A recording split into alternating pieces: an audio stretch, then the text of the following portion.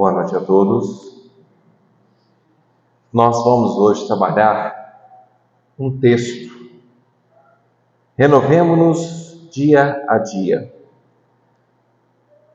A origem do texto que vai nos orientar nesse estudo de hoje é do livro Fonte Viva do Emmanuel Chico Xavier, lição 107. E ela traz uma passagem de uma parte que Paulo de Tarso escreve aos Romanos, no capítulo 12, versículo 2, que diz: Transformai-vos pela renovação de vossa mente, para que proveis qual é boa, agradável e perfeita a vontade de Deus. E é interessante porque o Emmanuel trabalha um pouco essa questão com a gente, e ele trabalha uma parte importante para o entendimento desse texto. Primeira coisa, quando a gente fala em renovar, significa que é tirar algo de novo novamente. Quando a gente reencarna, nós estamos com as esperanças de renovarmos quem somos, o que somos, para sermos pessoas melhores. Mas nem sempre isso é possível, porque quando nós chegamos aqui, nós ficamos fascinados pelas ilusões que o mundo nos traz. O mundo, de certo modo, ele mostra para a gente como se fossem fake news. São mentiras que, durante algum tempo, a gente acredita como sendo verdade. Nós estamos observando agora os nossos irmãos, como foi falado na oração, do Rio Grande do Sul, passando por dificuldades. Natural e coisas que talvez nós não consigamos ainda mensurar ou entender em nossas vidas esse tipo de ocorrência. Mas nós não podemos nunca minimizar a dor que essas pessoas estão sentindo. É porque, imagina você não ter para onde voltar. Você sai um dia e na hora que você fala, não tem para onde voltar, não tem casa. E pior que às vezes até meus parentes também não têm casa, não tem para onde ir. Então é uma coisa difícil de a gente conseguir entender a profundidade desse tipo de ensinamento, de dor que eles estão passando. E infelizmente muitos irmãos, com pensamentos e ideias escusas, acabam soltando um monte de fake news que distorcem as verdades, tentando colocar a culpa em quem não tem. Inclusive, fica um alerta, o governo federal abriu um link para quem está recebendo mentiras, possa mandar para lá para eles checarem qual é a fonte, se é verdade ou não. Porque é importante, se está passando uma situação, a gente precisa saber se ela é verídica ou não. Ok? E aí nós temos o quê? Quando nós reencarnamos, nós temos a mesmíssima situação. A gente, ao reencarnar, a gente nasce sobre um lar que pode ser um arrastamento, mas não irresistível, mas não deixa de ser um arrastamento. Eu posso reencarnar numa família que traz bastantes preconceitos acerca de muitas coisas da sociedade. E eu sou educado e cresço sobre esse parâmetro. Por que um casamento é uma situação um pouco mais complicada? Porque nós pegamos duas pessoas com educações totalmente diferentes e colocamos dentro do mesmo lar. Hábitos diferentes, alimentações diferentes, forma de ver o mundo diferente, forma de se sentir amado diferente. E aí a gente vê que às vezes temos dificuldade em lidar com essa situação. O mesmo, às vezes, vai acontecer com a nossa reencarnação. A gente pode reencarnar em um ambiente não tão muito agradável para o nosso desenvolvimento e crescimento. E aí qual que é a tendência que nós temos? De simplesmente perder esses parâmetros de evolução e equilíbrio que a gente tinha no plano espiritual quando chegamos aqui. Então o Emmanuel trabalha a seguinte questão: não adianta a transformação aparente das nossas personalidades na feição exterior. Mais títulos, mais recursos financeiros, mais possibilidades de conforto ou maiores considerações sociais pode ser simples agravo de responsabilidade. Então a gente chega aqui e a gente é constantemente massacrado pela mídia que quer vender. Nós estamos vivendo um consumismo desenfreado. Os nossos avós não viveram esse consumismo tão grande. nossos pais um pouquinho maior, e nós vivemos um consumo desenfreado muito grande dos recursos que o planeta Terra nos oferece. Então, reencarnar é muito caro, viver é muito caro. A gente não para para pensar nisso, mas quantos milhares de quilos de alimentos tiveram que ser plantados para a gente estar com saúde hoje? Quantos animais não morreram porque a gente ainda necessita, alguns ainda necessitam, da experiência do sabor da carne? Quantas montanhas foram cortadas para que a gente pudesse tirar o minério necessário para fazer nossas casas, nossos carros? Então, viver é muito caro. Há um custo em viver. E nós não podemos perder nossas reencarnações achando que as transformações que eu preciso fazer só são de nível exterior, onde eu preciso melhorar a minha capacidade intelectual. É importante? É. Eu preciso melhorar meu bem-estar, ter mais recursos financeiros? É importante até um certo nível? Sim. Mas nós não podemos ser escravos dessas questões. Eu não posso achar que eu estou escondido atrás dos meus títulos, e eu sou meus títulos. Porque eu sou doutor, porque eu sou engenheiro, porque eu sou advogado, porque eu sou médico, porque eu sou deputado, porque eu sou vereador, porque eu sou senador. Nenhum título desse vai trazer a renovação interior. Trazem, às vezes, uma reformação exterior, onde eu vou mudar para casas maiores, coisas desse tipo. Então, a preocupação que o Emmanuel nos traz são por esses confortos que, muitas vezes, eles são mais agravantes do que realmente solução.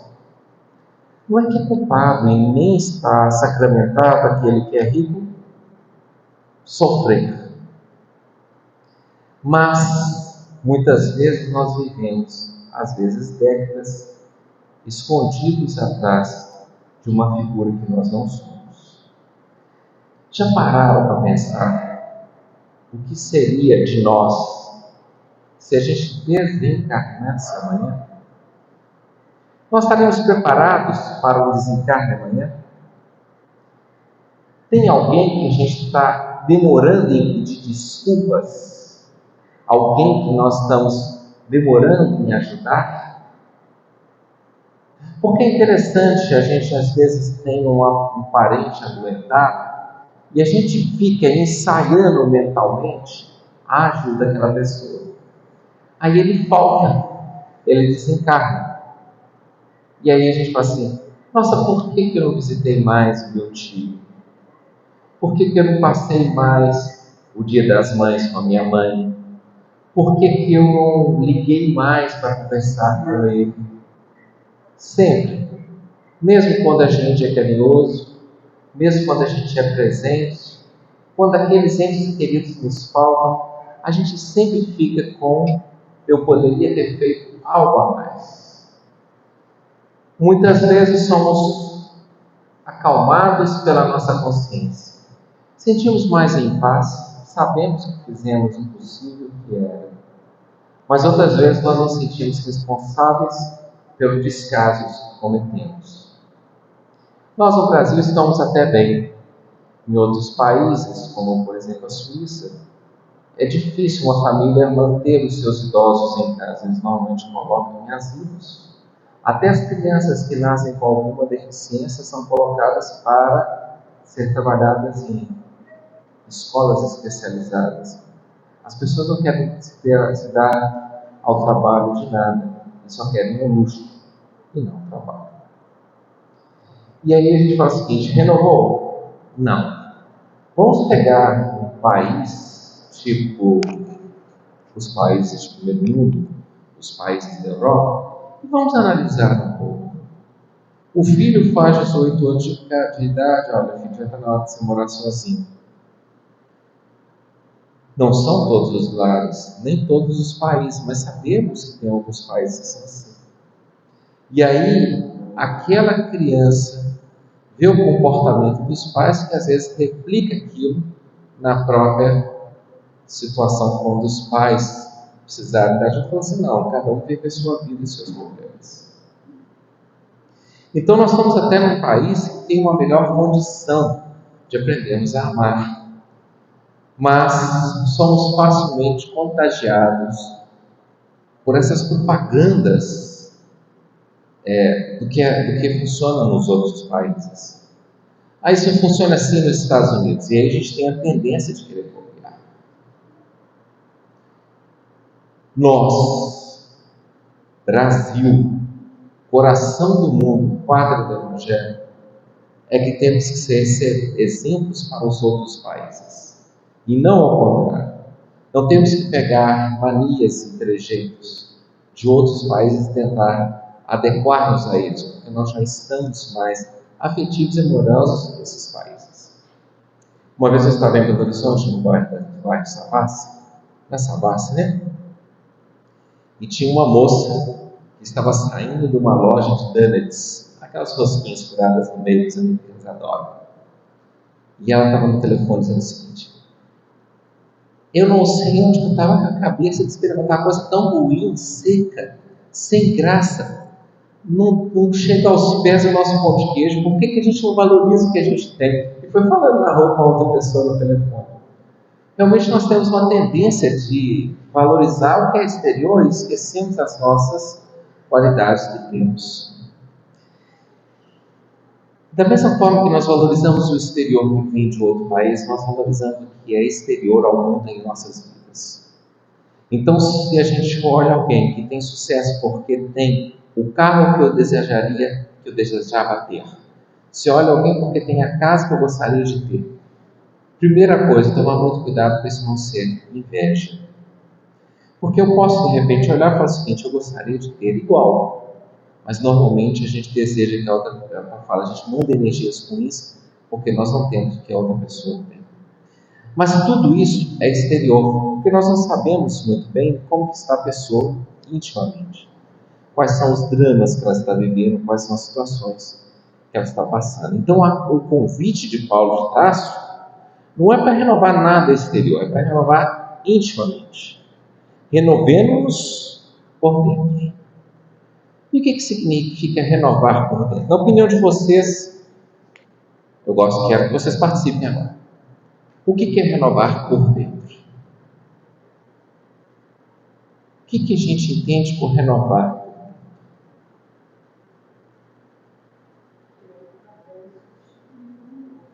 Ótimo, então nós vamos tirar o que é velho e colocar o que é novo. Outra forma que a gente pode estar renovando por dentro. Alguém mais quer falar? Oi? O pessoal fica com medo, né? Mas vou ficar. Hã? Se transformar.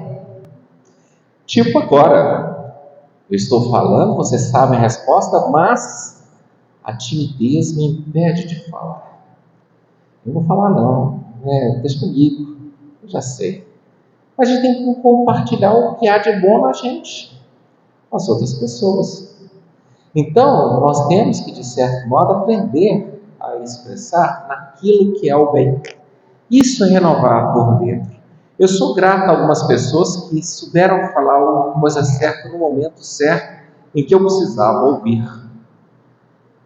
Eu, com 14 anos de idade, eu ouvi um amigo chamado Vitor, que tive pouco contato com ele, mas eu chamo de amigo porque ele me deu conselho, certo?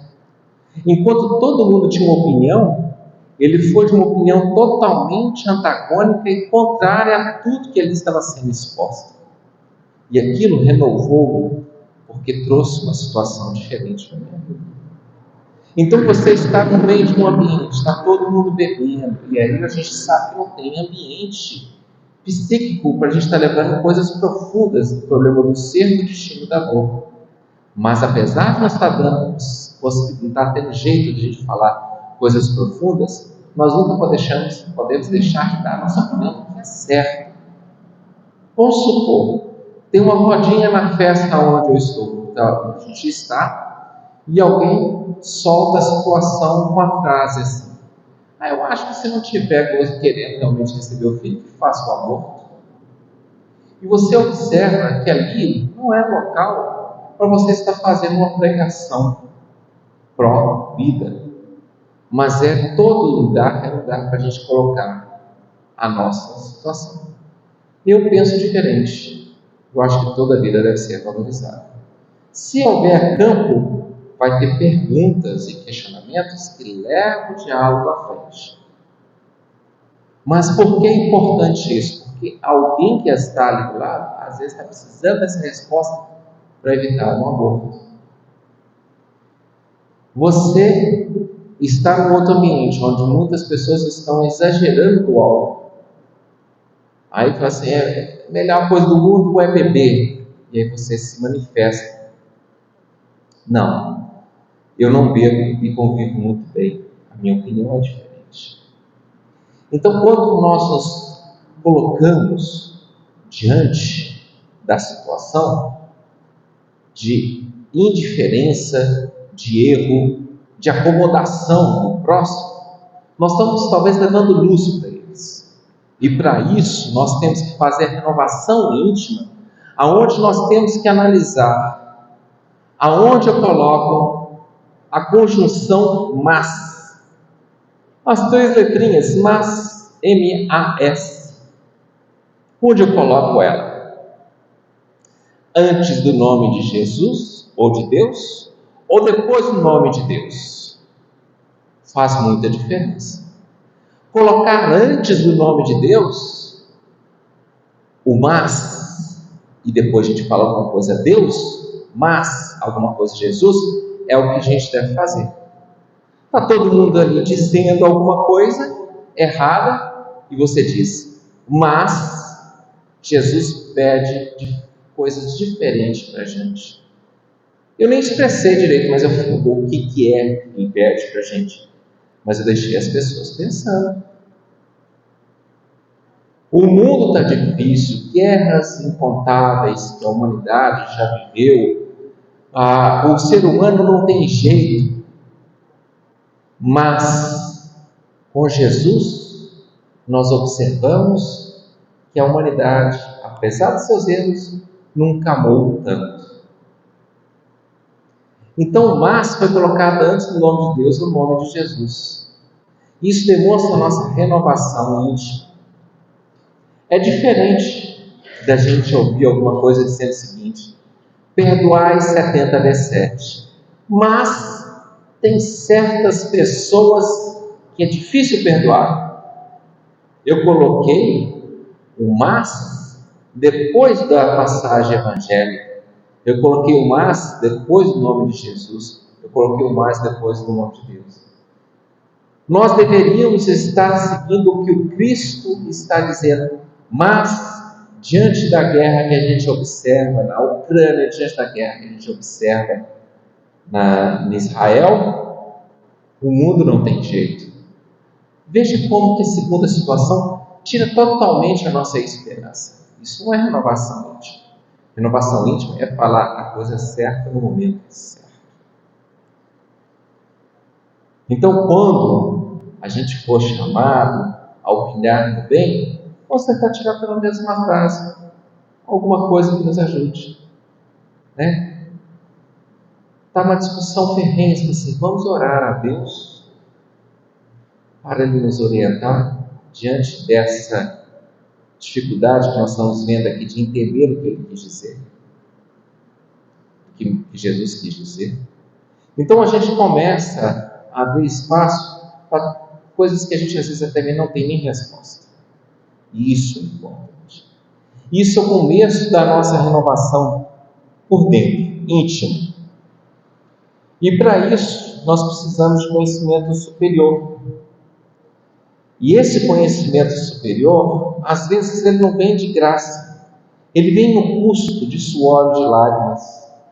Como que eu vou conseguir ter conhecimento superior se eu sempre ando brincando com a vida sem entender ela na profundidade?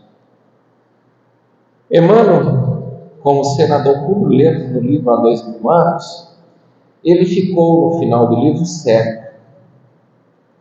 E depois de 8 anos de cegueira, ele chega a comentar uma frase belíssima com a Ana, que é a pessoa que ficou ali para ajudá-lo naquele momento de cegueira. Ele diz assim: sabe, Ana, nesses meus 8 anos de cegueira, Eu aprendi mais do que se eu vivesse 800 anos enxergando. Ele conseguiu perceber a superioridade, a grandeza diante daquela dor, das lágrimas, do suor, do trabalho árduo que às vezes a gente tem necessidade de pegar. Aceitar os problemas do mundo e superá-los. A força do nosso trabalho e da nossa serenidade. É a fórmula justa de aquisição de discernimento. Quer entender um pouquinho mais? Vamos aprender a trabalhar. E aprender a trabalhar é aquela situação. Não é só para a gente. É para a sociedade como um todo. Meu irmão está passando por dificuldade. Eu posso ajudá-lo. Ou continuar na minha vida. Com a seguinte frase que tenta justificar: cada um com seus problemas. É uma frase egoísta que muita gente diz e justifica a sua vida em cima dessa frase. Cada um com seus problemas. Gente, o problema do vizinho é meu problema. O problema do Rio Grande do Sul é meu problema. Mas está tão distante. Está distante para quem quer fechar os olhos, para quem quer enxergar. Está mais perto do que a gente imagina. Porque a gente consegue ver em tempo real o que está acontecendo lá. E aí, cada um nas suas condições, cada um nas suas possibilidades, se pergunte como posso ajudar. Eu posso abrir o armário. Se tiver uma roupa que eu não usei em mais de um ano, eu posso doá-la se estiver em boa condição. Sabe por quê? Porque passou as 4 estações. Já passou a época de calor, de frio, de clima ameno. Se eu não usei aquela roupa, é porque ela não fez falta. Só que a roupa que você doa pode ser o que falta àquele que não tem nada. E aí nós observamos um comentário continuando. Dor e sacrifício, aflição e amargura. Ninguém quer isso na sua vida, não, né? Alguém quer dor? Não. Alguém quer sacrifício? Não. Mas o sacrifício a gente faz por conta própria. A pessoa quer sacrificar-se em prol do próximo. Alguém quer aflição? Não. Muito mais que do outro. Alguém quer amargura? Não. Mas ele colocou 4 termos aqui: dor e sacrifício, aflição e amargura. Em 2 pares, dor e sacrifício. Você pode ter a dor, que vem externamente, e você pode ter o sacrifício, que é você buscar a dor para ajudar o próximo. E aí pega mais 2 termos: aflição e amargura. A amargura normalmente está associada a fatos que nós não conseguimos digerir e não conseguimos perdoar. Mas a aflição não. A aflição às vezes é se importar com o próximo. É estar amargurado por causa da dor que o outro sofre. Então ele colocou esses 4. E ele diz: são processos de sublimação que o mundo maior nos oferece, a fim de que a nossa visão espiritual seja acrescentada. Possamos ver um pouco mais. E aí ele comenta uma coisa que, se nós estamos vivendo isso, nós estamos vivendo uma vida de facilidades, não quer dizer que a gente precisa se culpar. Ao contrário, vejamos o grande potencial que nós temos de ajudar. Facilidades materiais costumam estagnar-nos a mente quando não sabemos vencer os perigos fascinantes das vantagens terrestres. Quando eu era novo, existiam festas. E as festas eram bonitas porque sempre foram banquetes de amor e de carinho. Uma festa de casamento, um aniversário de 15 anos, eram manifestações de carinho e de paz. Mas ambos mantinham sempre dentro de um parâmetro de custo mais baixo. Era da nossa natureza não ser tão esbanjadores. Minha sobrinha falou que em Belo Horizonte, ela foi no ano passado, que foi fim de pandemia, então ela foi em vários aniversários de 15 e 16 anos. 16 anos, acho que foi há 2 anos. 16 anos porque a pessoa fez 15 durante a pandemia, não pôde fazer festa, fez com 16. E ela falou que o custo médio dessas festas que ela foi em Belo Horizonte de 15 anos foi de R$ 820 mil em uma festa. Ela falou que foi mais ou menos umas 10, 15 festas naquele ano, cada uma com esse custo. Aí eu virei para ela e falei assim: o que você prefere? Gastar 820 mil em uma festa que dura uma noite, ou pegar 820 mil e construir uma casa para você viver a sua vida inteira? Adivinha qual foi a resposta dela? Oi? A festa. Não é possível, tio. A festa é pro resto da vida na minha memória. Mas morar debaixo da ponte não torna muito digno essa festa, não. Eu preferia que você tenha a casa. Então, assim, e olha, uma casa de 820 mil é uma moção, né? Não tenho dúvida. Então, a gente se justifica falando o seguinte: eu posso fazer isso. Sabe por que eu posso fazer isso? Porque o meu vizinho, que tem a mesma condição financeira que eu, fez. E eu estou sendo cobrado de fazer. Uma vez eu cheguei com um amigo meu chamado João Geraldo e falei assim: João, quanto você gastou para construir essa creche que atende 60 famílias todos os meses, 300 metros quadrados construído em 3 andares, com atendimento dentário gratuito, acupuntura gratuita para a população, mais 60 cestas básicas, mais aula de evangelho para as crianças e para as mães. Quanto você gastou? E ele falou: Fabiano, eu gastei 63 mil reais, que hoje seria por volta de 180 mil, 200 mil reais. E eu olhei aquilo e falei assim: gente, que é caro, é muito dinheiro. Como você conseguiu? Ele falou: eu usei todo o meu fundo de garantia para construir essa creche. Eu falei: parabéns, trabalho magnífico que você faz aqui. Vocês observam que essa festa ela dava para construir 4 creches dessa com folga? Nós estamos perdendo um pouco o parâmetro, porque o supérfluo que nós estamos vivendo está roubando a felicidade do outro. Isso não é frase minha, é do Emmanuel. E aí a gente percebe: renovemos nossa alma dia a dia, estudando as lições dos que vieram antes de nós no progresso espiritual, vivendo a nossa existência sob a inspiração do serviço incessante.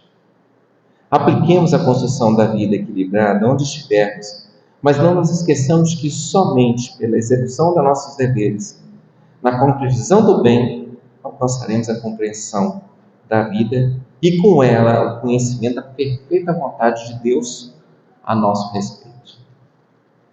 Madre Teresa de Calcutá, para entender o que Deus queria a respeito dela, ela orou durante 2 anos, 2 horas por dia.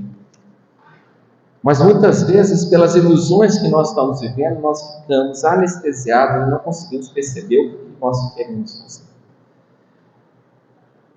Eu participava de um grupo em Belo Horizonte em que nós vimos os comentários espirituais sobre as 2 grandes vertentes de queda dos espíritas.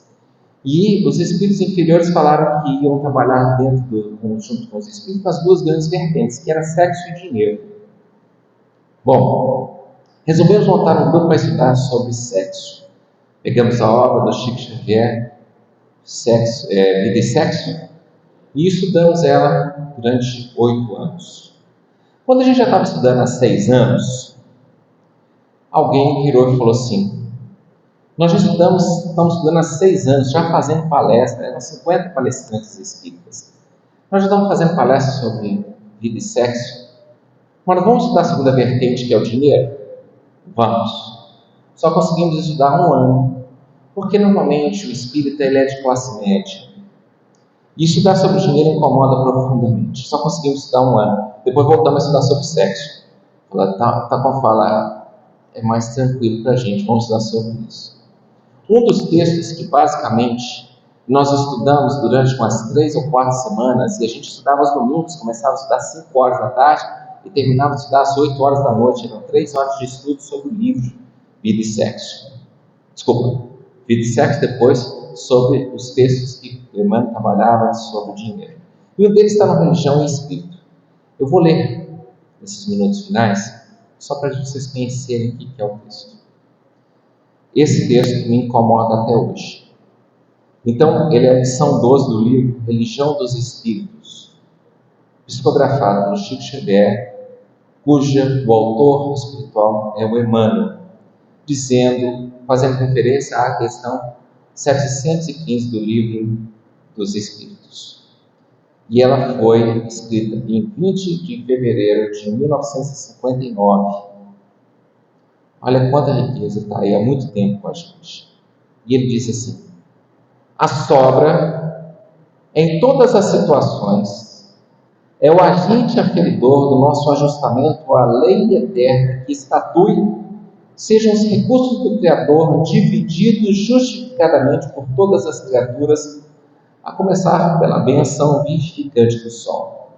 Então ele já faz uma introdução dizendo que o que nós temos sobrando é o que está nos aferindo, ou seja, está nos verificando a nossa evolução espiritual.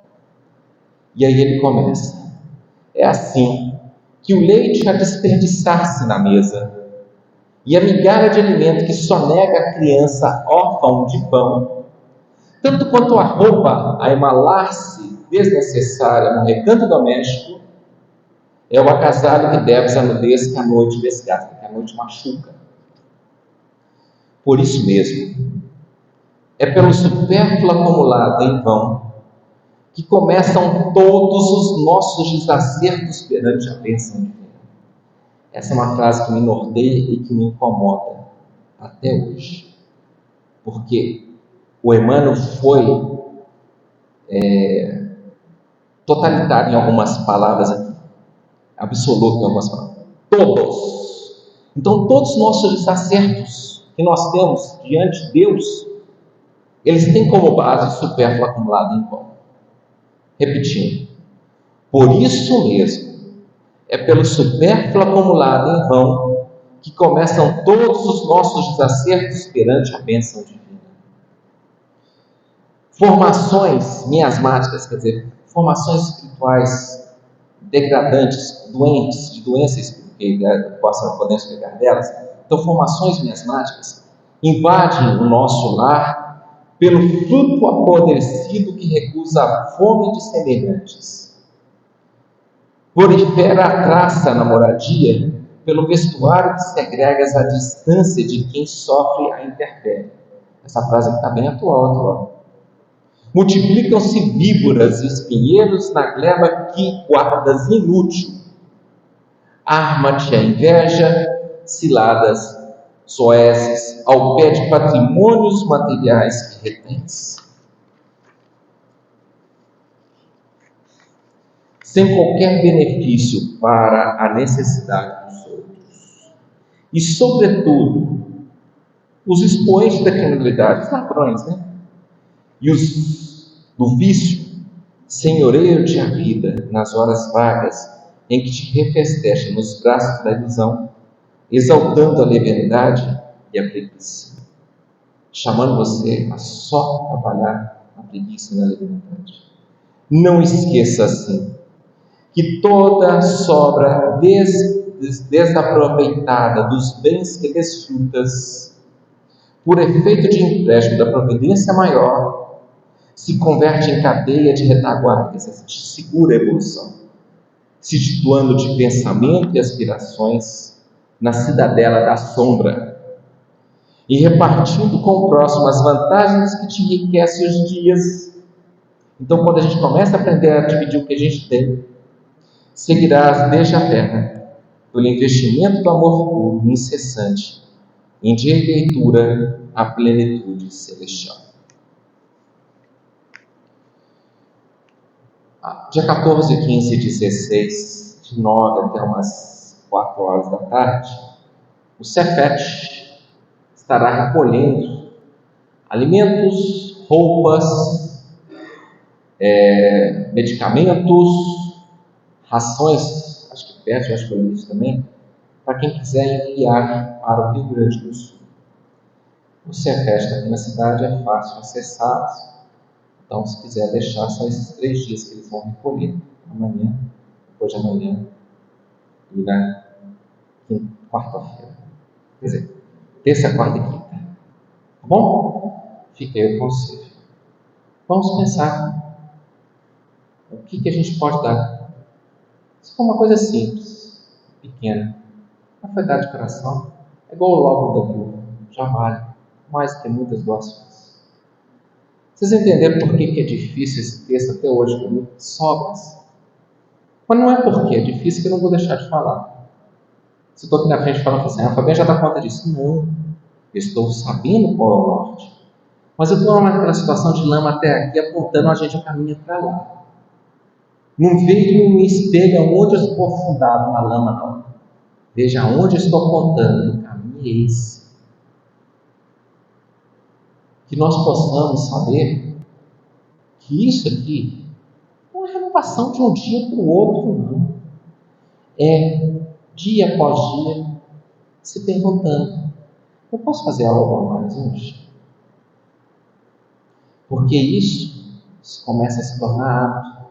A disciplina antecede a espontaneidade.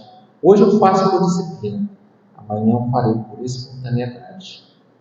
E aí a gente vai aprender a equilibrar e fazer a renovação íntima, utilizando as coisas exteriores para mudar quem eu sou, da forma como eu me percebo, da forma como eu interajo com o próximo.